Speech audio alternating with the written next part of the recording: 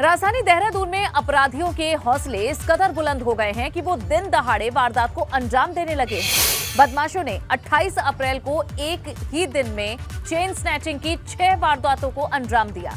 इस वारदात में पुलिस खुलासा नहीं कर पाई थी। एक और वारदात इस बीच हो गई। एक बदमाश दिन दहाड़े घर में घुसकर एक महिला से बंदूक की नोक पर लूटपाट की वारदात को अंजाम दे चुका है। हालांकि पुलिस ने सूचना मिलने पर आरोपी को गिरफ्तार कर लिया।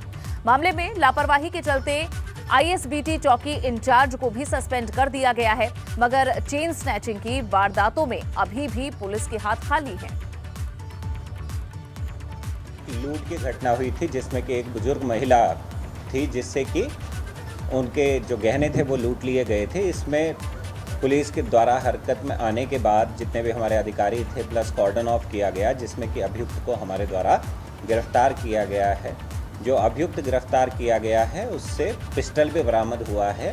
जो पिस्टल की चोरी हुई थी वो आईएसबीटी चौकी में दर्ज है और इसी बाबत मेरे द्वारा जो आईएसबीटी चौकी इंचार्ज है उसको तत्काल प्रभाव से निलंबित।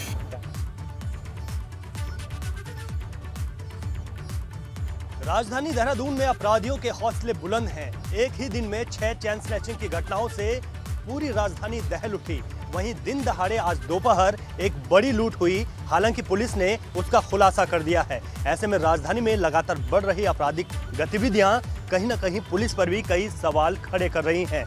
अगर राजधानी देहरादून की बात करें तो लूट, चेन स्नैचिंग और चोरी की घटनाओं में लगातार इजाफा हो रहा है। वहीं आज दोपहर में हुई दिन दहाड़े लूट का पुलिस ने खुलासा कर दिया और कारण पाने पर चौकी इंचार्ज को भी सस्पेंड किया है।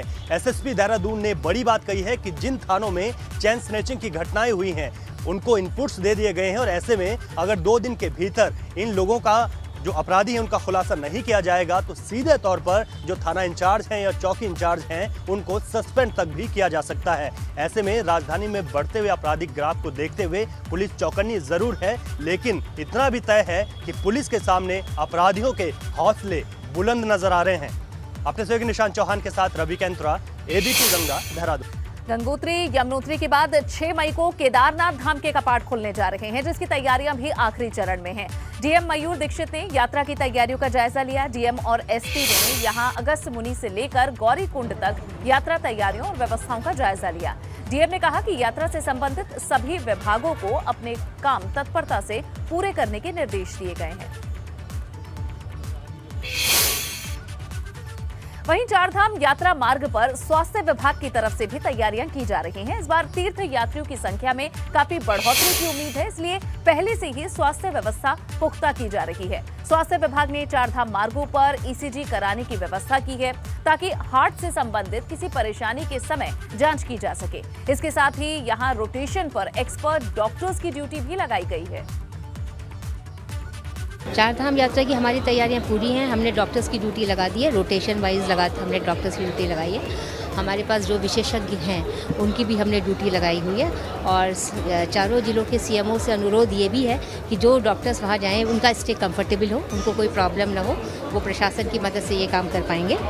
और हमने इस बार ये भी किया है कि रास्ते में जहाँ पर किसी को हार्ट की कोई प्रॉब्लम होती है तो उसके लिए ईसीजी भी रहे, ताकि समय रहते ये पता चल सके कि कोई स्ट्रोक का खतरा तो नहीं हो रहा है। तो ये कुछ चीज़ें